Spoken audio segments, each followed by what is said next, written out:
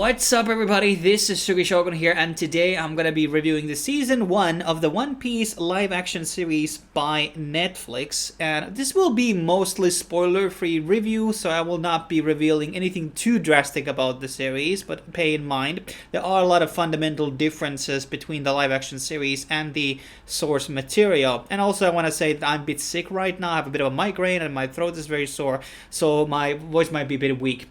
So I want to start off by saying that when you are doing any type of live action adaptations, especially out of like fantasy or any type of like sci-fi shonen style series, it's much expected that there is going to be a lot of things which are not going to be translating really well to the live action screen. And this is, facial expressions, jokes, and the overall cartoony feel that we see in very stylized shows like One Piece or a JoJo's Bizarre Adventure, etc. And it's really hard to translate that in the big screen, so you never should have the expectation that it's going to be exactly the same as the manga or the anime counterpart. And given especially how vibrant the source material of One Piece is, I have to say that they did a pretty decent job here.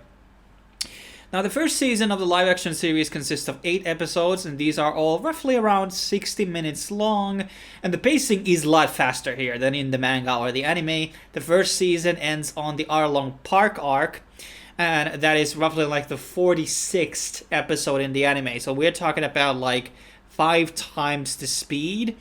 And the two major things that you're going to be seeing in terms of like how is it fundamentally different, outside from live action obviously, is the fact that a lot of these side characters in the One Piece universe become a lot more like a recurring characters like Buggy, Kobe, and Carp, for instance. And these characters just like appear on arcs that they didn't originally appear.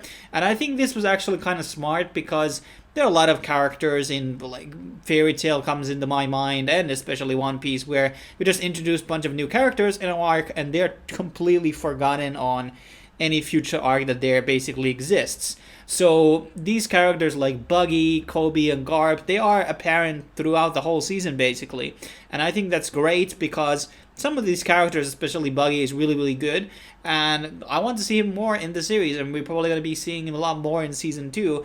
So what they have done is that they have woven into these arcs kind of more together to each other, where the characters maybe overlap between the arcs. And this is very Western style in Western TV. They don't just add these minor characters and then be done with them, unless it's Game of Thrones, obviously. But fundamentally, like, a lot of the characters are a lot more to stay. Like, Kobe is almost like a main character in this series. And I think the casting, what they did for Kobe, by the way, is actually pretty good.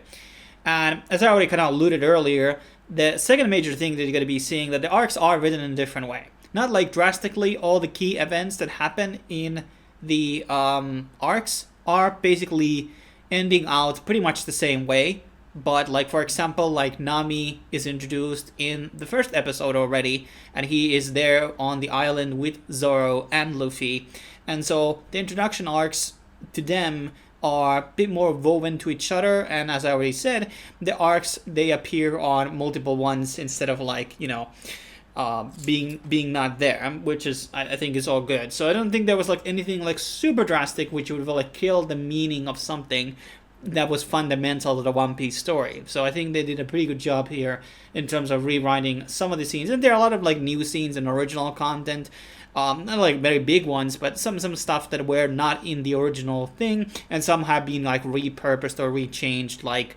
the fight between Arlong and Luffy, for example, is going down a bit differently than it does on the original anime.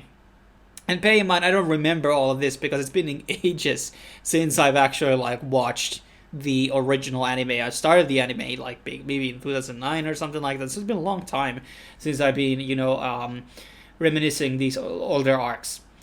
In terms of like the location, and I would want to add one thing still to that, which is I didn't really expect to have like the one-to-one retelling of the manga. We already have the anime, and that's there to basically retell the manga in the most faithful manner as possible. We don't need always to have the one-to-one adaptation. Like, we acknowledge that once there's a new King Kong movie, the new King Kong movie is going to be taking some liberations from the source material, and sometimes it's going to be turning out good, like the Peter Jackson's King Kong, but obviously the new Kong fucking sucked ass. That was a horrible movie, but they took liberations. They changed the time when it was taking place to the 70s, to the Vietnam, and all that stuff. So you can sometimes change things, and you shouldn't change them too much, but you should sometimes like change a bit of the setting to make it more fresh and new, because the core story should always stay the same.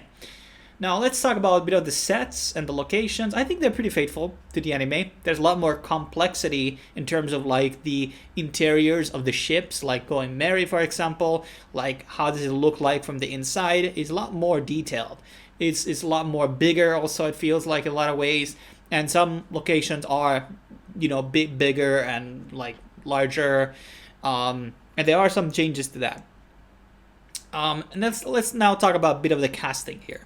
Now, I think for the most part, like 80% of the time when it came to these characters and how they translated to the live action screen, I think that was really like well done. 80% of the time they got the casting right. Now, the humor is very different. It's sort of this like Western nihilism. It has a bit more sarcasm on it, a bit more negative. Like, the overall tone of the series is a bit more serious.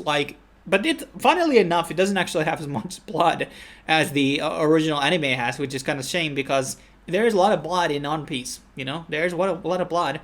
So they were like censoring in that sense, but the tonal was a lot more darker, because the original anime and the manga is like very vibrant colors and all that type of stuff. And there are a lot more darker sets in this. For example, the Usopp episode. I think that's the third one or the fourth one. And that was taking place in the night, but I don't think in the original anime it was taking place at the night. So there was a different atmosphere to that episode. It was a lot more darker and etc. Now let's kind of go into a bit of the characters. So Inaki Kodo is playing Luffy, and he's probably closest to the original characters in terms of behavior and the looks. I think he did a pretty good job. I was most concerned about him when I saw the initial trailers, but he delivered. But he has some pronunciations of the gamma abilities, what he just says, and he's not an English native, and I can relate to that. English is not my native language, so pronunciations can be sometimes a bit wrong, and even like I, who has like got into really out of my like original accent and everything, there are still words that I say in a very weird way. And that applies also to Inaki, where he has a lot of the dialogue. He sounds very kind of normal. You can see a bit of an accent there. But when it comes to like some of the lines that he says, they sound a bit weird. They sound a bit off. Like the first, for example, he says like, "I'm gonna be the king of the pirates." But I always, in the subtitles, at least in the anime, they say always, "I'm gonna be the pirate king." So I actually prefer the sentence, "I'm going to be the pirate king," instead of "I'm going to be the king of the pirates." I think the pirate king sounds a lot more better, for example. But I mean, I don't know how much like he has to play into these. Like, it was a really like tough choice, whatever you should pursue, like naming the abilities and saying them out loud in a live action or not. And only ones that do that are Luffy and Sanji. And Sanji's ones were really bad, by the way, because his French was not good. And Zoro doesn't say anything, and neither does Nami, and Usopp says one time. So there are some things here, and maybe they should have left those completely out, and maybe just like say some abilities instead, where it makes sense. And Sanji, now let's go into Usopp. Or actually Zoro. Zoro, I think, also another character that looks very similar to the original Zoro. This is actually Sonny Chiba's child, a very famous martial arts actor who died just recently. And I think he does a very good job. I think a lot of trademarks of Zoro getting lost and drinking, but he isn't actually having any like these gag scenes really where he gets frustrated or really mad. He's like a lot more colder and cooler in this adaptation. So it's a bit different, but kind of close to what we have in the anime.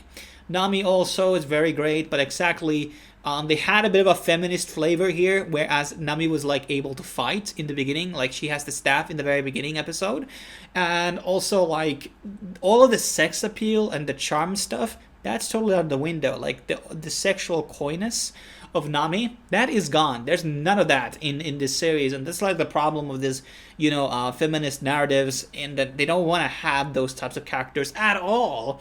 And that was probably the problem here. Also, Emily is like 30 years old. Like, how is she gonna look like on like 5 seasons into this series? Like, she's gonna like age and like it's like milk. I'm sorry about that. Emily's a great actress and all that time, but maybe they should have started this series like 2 years later or something. Like, she is 30 now, so she's not gonna look as young and great as the Nami does if this is gonna be going for 10 seasons. Just saying. And in terms of Usopp was good. They made him black, obviously, and I don't think this was exactly a case of blackwashing. More about that later. But I think he, obviously doesn't have big nose, and I think thank God for that. But he was good. He was good, and his comedy style is different because he's like very like facial expressions in the anime, but he still kind of has this like telling these crazy stories which are not true and lying a lot. And I really liked Usopp. I think he was like really good in a different way he was executed. And then we have Sanji. Sanji doesn't smoke as much. I think there was 2 smoking scenes at tops, and mostly he has a bit of that charm and trying to hit on women. That's kind of there, but it's more subtle. It's not as extreme as in the anime. I think he also kind of the actor looks a bit too old, but I don't remember the Sanji's age. He might be like the most oldest on the class, on the cast. And then for the side characters, I think most of them were good. They really wanted to like have the same attires, the same clothing. You can go cross-reference the images of like, is this something that Arlong wears? They changed clothing a bit more in this one, which is fine. It's live action, so Oda doesn't obviously want to draw every time like a new scene where there's like new clothing for the characters, but fundamentally like they did a good job here, and kudos for them executing on this. Like, I really like the new direction of Buggy. He's a very different style character, but he's very charming. He has a very good tone to him. Shanks was great. Mihawk was a bit different. Like, he was trying to do a bit more one-liners because he's like a lot more cold and stoic in the original, so it's not really like that in this one. But there were like some really big misses. Like Garp, for example, was absolutely bad. Like, he was not really jiving into this series. Like, he felt like a Bond villain. He didn't have his goofiness, and it was too serious for this role, and hopefully he will not be apparent. He will be relegated into a minor character in the upcoming seasons, but he was definitely the most weakest link in this season. Arlong, I guess, was okay. He looked like a purple Klingon, so his makeup was... the other Fishman character with the karate, I think he looked better, but something about Arlong just like, I don't know, kind of made wrong. Then there was some blackwashing in the series. The Nami's sister was made black. I mean, out of all the characters to make black, like, this is the one you want to go with? Like, I don't know. I mean, they really tried to have like black females here, and I don't remember off the top of my head. I think there are some in the series, definitely. So I don't know why you need to do it, because there's going to be black females in the series later. And there was like also this idea that the fishmen are like black people, and they talk about slavery narratives and stuff like that. And I think the way I remember it, yes, that type of stuff existed in the anime and the manga, but like I think it's a bit too much on your face, like this sort of like trying to contrast the fishmen with the black people. Like, it is like, that was kind of off. Now, another thing I think that was really one of the weakest points of this series was the soundtrack. The soundtrack didn't sound anything like the Pirates of the Caribbean, and it didn't sound anything like One Piece. I think there was one track from the original One Piece soundtrack that was remixed, and I think that was the highlight of the whole series, but everything else just was really like very mild and bland. There's a lot of like, One Piece soundtrack is not the best shonen soundtrack, even to the contrast how big this is. Like Naruto, Bleach, Hitman Reborn, like these have amazing soundtracks, like very amazing tracks. But One Piece also has its like gems out there. I can't remember the name, but there's definitely really good ones, and you don't see that in this at all. So tonally, the soundtrack was very off. And it kind of lacked all of this like comedic tracks, and because there's still like some gag in this series, but you don't hear that in the music. And those, if there was some music that was kind of more gag-esque, comedy-esque, I think some of those comedy scenes would have landed a bit better. It would have been trying to be a bit more goofier than it actually did end up being. And that's like one of the things I also liked. In every episode they have the One Piece logo, but it's like restylized in accordance to the episode. Like you have the Arlong Park logo, you have Usopp logo. This was kind of cool thing that they kind of invented here, which is like totally new, but that was cool. That was very cool. But all the times, like, or not all the times, but at times it felt like this sort of a high-end stage play. And maybe that's what the series should have stayed as some type of theater play, because it just didn't really have the same feel. There are a lot of very epic moments and grand speeches which are extremely motivational in One Piece. Because One Piece is kind of like it is a formal and anarchistic story. It's about a group of people who are challenging the status quo, the world government, and their regime, and they have this very big dream or all of them have very different dreams. And yeah, Luffy keeps saying, I'm the king of the pirates, king of the pirates. But I wasn't very convinced about those lines. I wasn't very convinced about those platforms. There are like a lot of things, like Whitebeard's speech and things like that, which I just go into sometimes the YouTube just listening over and over again, because they're so impactful. Some of these, like, dialogues. And granted, a lot of these better dialogues are a bit further on down the anime, not in the beginning. So maybe how it's going to be hitting, like the way when Shank loses his arm, that's in this live action. And some people were saying that it didn't land as the same as it did in the anime. Now, I don't remember how it was in the anime, but there are probably people who are a bit concerned about how exactly the tonal feel about this series is going to do. Now, I do predict that because the critics gave it pretty good ratings, based on what I've seen and heard, it's probably going to be lasting for at least 3 seasons. And the pacing is going to be crazy, and maybe it will have original ending.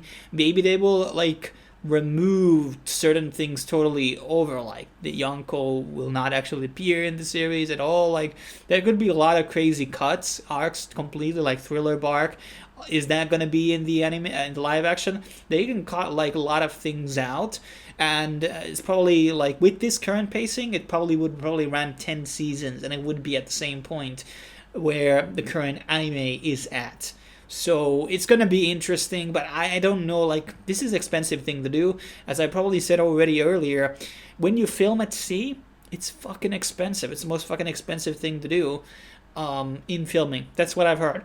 So it's not like, this is probably 5 to 10 million cost per episode. That's why a lot of the actors in this series are very new names. You don't have like stable names, and they don't probably have these massive wages and stuff like that, which is good. Like, once you do like these iconic shows, like on movies like Star Wars, when Star Wars came up, it had a lot of new talent. Mark Hamill was not a household name. Maybe the biggest one in that cast was like the Kenobi's actor and Han Solo's actor, which names are just escaping me. Harrison Ford, yeah. So I think that's a good choice to bring out a lot of new talent, which are not like typecast actors. And I think they did a lot of great job here. Zeph's actor and Buggy and all that type of stuff. Like, I think they do great jobs. And but it's like the oral tone. There's something wrong about that. I think the actors are not to necessarily blame. It's maybe about like how the things are filmed. The action is actually pretty good. At first, I thought it was very low quality, and they didn't really show a lot of that, but that's actually pretty good. So for a live action, so maybe it should have gone through a bit of a more of a wuxia route, but that's maybe not what the Western audiences perhaps want to see. But I blabbed more than I should. Thanks for watching. Subscribe, like. And next up, we're probably going to be reviewing the Wano arc on the channel. I mean, if there's nothing else that I watched before that. But thanks for watching. I will be seeing you next time.